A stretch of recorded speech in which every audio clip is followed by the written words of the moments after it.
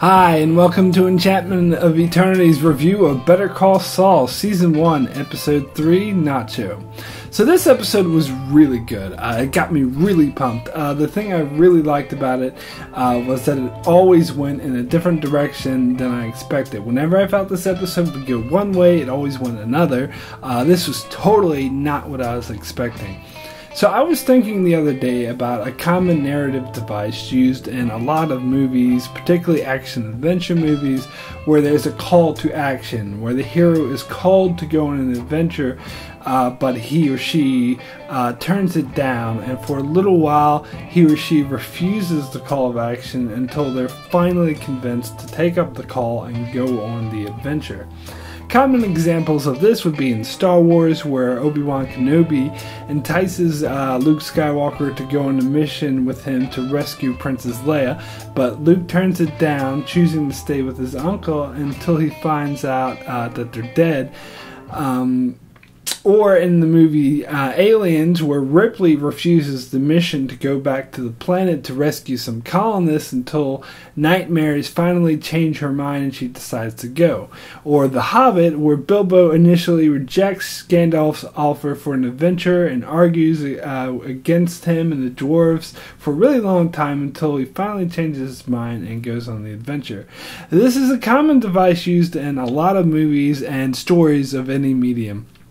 So Breaking Bad did something similar during the course of its first season, like I described in my review for that show, how after his experience of almost getting killed and then having to kill someone else, he completely refused to go on cooking meth until his pride got the better of him, and the thought of taking charity from his former business partners tore him up so much that he finally went back to cooking meth. Now, in this case, this was an anti-hero's call for something bad, something that would eventually lead to his downfall and cause destruction to a whole lot of people. And he would have been better off had he refused this call. So it was like the anti-call for justice. This was the call to do no good. And I thought that they would do the same thing with Better Call Saul. To be clear, I think they still will in some way, but I expected it to go down in this episode. But as I said, this episode totally not what I expected. So in the last episode, Nacho offered this deal to Saul to go in with him in stealing the money from the Kettlemans, to which Saul turned down. So I had thought that this was the call for adventure that Saul would initially refuse, but then eventually accept. But it didn't go down that way. However, knowing how Saul will eventually end up in Breaking Bad, you know he will somehow eventually become this crooked lawyer with all these crazy connections to the criminal underworld.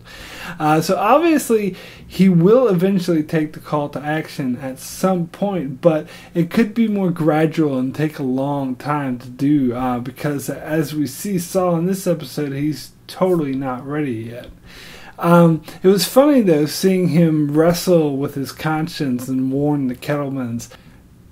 And what happened in this episode will probably give him second thoughts in the future of trying to do the right thing. And this will probably push him to lean more in the criminal direction.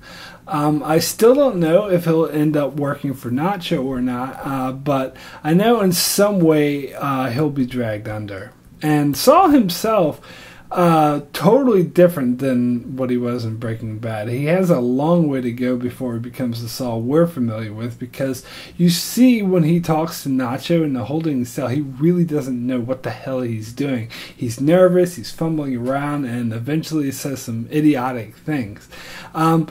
I didn't know exactly what Nacho was going to say to him, but when Saul was just rambling on like that, I knew that Nacho was going to say something that would make everything he was saying sound really idiotic. Also, the scene where he's talking to the prosecutor in the toilet was awesome. I love that character and the interaction Saul has with him. This is a great comedic moments injected into a drama series that Breaking Bad also had, but I think it's going to be a bit more prevalent in this series, and that's great.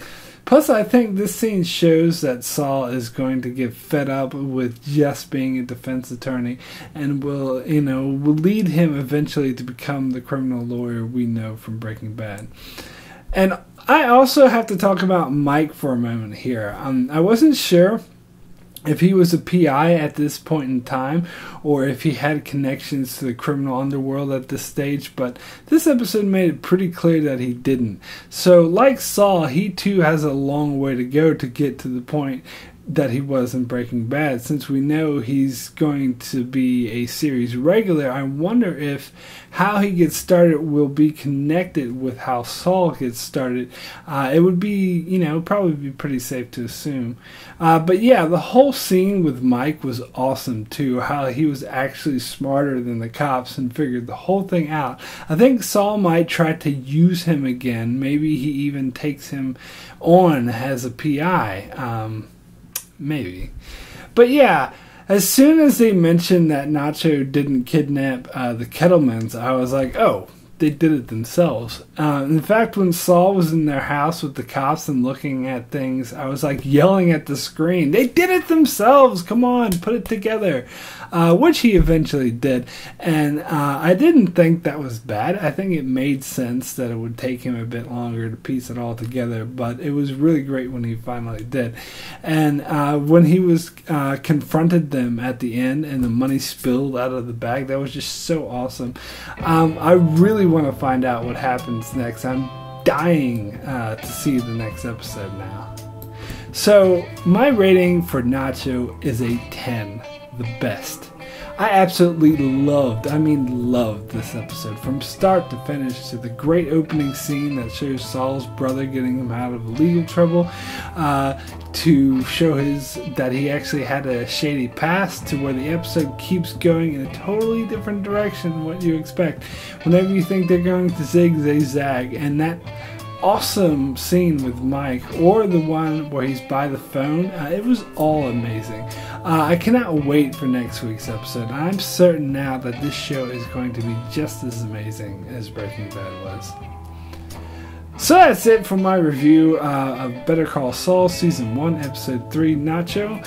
Be sure to check out my channel for other reviews and subscribe to keep up with future Better Call Saul reviews, and thanks a lot for watching.